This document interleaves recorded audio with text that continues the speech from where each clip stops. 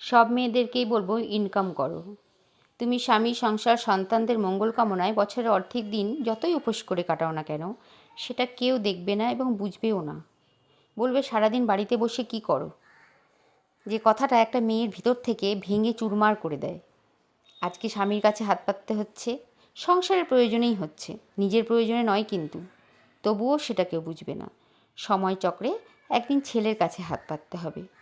তোমার জায়গাটা কোথায়? তোমার জায়গাটা সেই দিনও সেই একই জায়গাতে থাকবে, স্বামীর বদলে ছেলে। সময়চক্রে তুমি স্বামীর জন্য, সংসারের জন্য, সন্তানদের জন্য সব করলে, কিন্তু তোমার এই করাটা কারোর চোখে পড়ল না, কারণ তুমি ইনকাম করো না। কোনো মেয়ে নিজের জন্য কিচ্ছু চায় না, চায় সন্তানদের জন্য, চায় সংসারের প্রয়োজনে হাত পাততে হয়। কিন্তু এই হাত পাতার কারণটা কেউ দেখে